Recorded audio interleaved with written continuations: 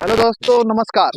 मैं आज अपने इस YouTube चैनल में आज आपको बताऊंगा कि स्थायी लोक अदालत में क्या कार्य होते हैं और इसमें कितने कर्मचारी हैं और इन कर्मचारी के द्वारा क्या सहायता पब्लिक को प्रदान की जाती है। साथ ही उनसे वार्ता भी कराऊंगा जो कर्मचारी इस स्थायी लोक अदालत में कार्य करते हैं, उनसे भी कुछ आपको जानकारी प्रदान करूंगा। उससे पहले मैं जो यहाँ के पूर्व जो पेशकार हैं दिवाणी न्यायालय कर्मचारी के, उनसे भी वार्ता कराता हूँ कि स्थायी लोक अदालत में बात दायर करने से बातकारियों को क्या लाभ मिलता है। आइए बात करते हैं स्थायी लोक अदालत के पेशकार। मैं सतीश कुमार गौतम, स्थायी लोक अदालत का पेशकार।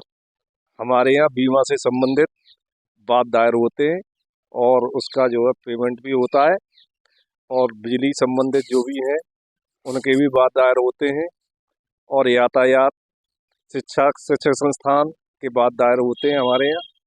और हमारे यहाँ न्याय जो है बहुत सुलभ और उससे होता है, कोई कोर्ट फीस नहीं लगाई जाती है और निःशुल्क जो है सेवा की जाती है। तो पेशकार साहब, मैं ये जानना चाहता हूँ जैसे कि यहाँ पर जो बातकारी आता है तो उसको क्या अधिवक्ता करना जरूरी है? कोई जरूरी नहीं है, वो चाहे अगर अपने में सक्षम है तो वो स्वयं भी मुकदमा बना रह सकता है।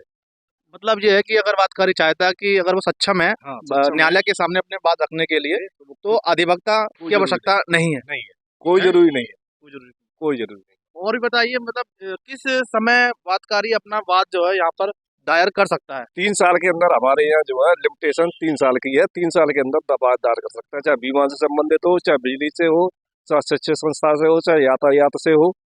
3 साल के अंदर कर सकता है, उसके बाद टाइम बार्ड हो जाता है।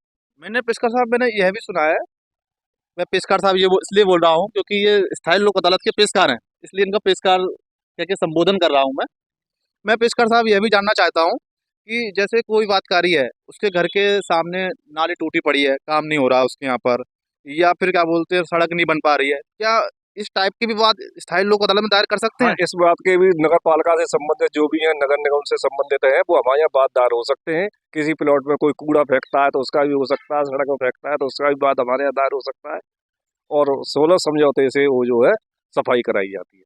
तो इस प्रकार इस न्यायालय में कुछ वाद दायर ऐसे कुछ किए गए हैं क्या? ऐसे किए गए हैं हमारे यहाँ। अभी जो है 2 बात पिछले महीने निस्तारित भी किए गए। हाँ, प्लॉट की सफाई कराई गई थी। ये जो है सागंज का मामला था। हाँ, तो उसमें जो है सफाई हुई थी और प्लॉट की जो है स्वच्छता अभियान चलाया गया था। हाँ।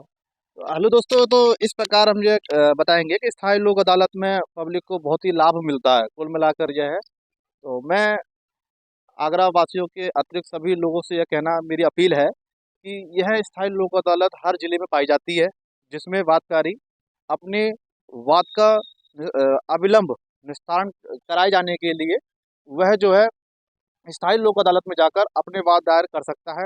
यह अधिकतम दीवानी न्यायालय परिसर में ही पाई जाती है। कहीं कहीं ऐसा होता है कि स्थान नहीं होने के कारण अदर स्थान में भी हो जाती है, शिफ्ट कर दी जाती है। तो इसके लिए आप जो है वहाँ नज़दीकी न्यायालय में जाकर इसकी जानकारी प्राप्त कर सकते हैं और अपने वाद को दाखिल कर सुलभ व सस्ता एवं अविलंब न्याय पा सकते हैं। धन्यवाद दोस्तों। इसके साथ ही मैं अपना ब्लॉग समाप्त करता हूं और जल्दी ही मिलता हूं किसी अन्य नए ब्लॉग के साथ। नमस्कार। इस चैनल को लाइक करें, सब्सक्राइब करें एंड शेयर करें। अधिक से अधिक इस चैनल को शेयर करें ताकि वह व्यक्ति भी स्थायी लोक अदालत के माध्यम से दिए जा रहे लाभों को प्राप्त कर सके। धन्यवाद।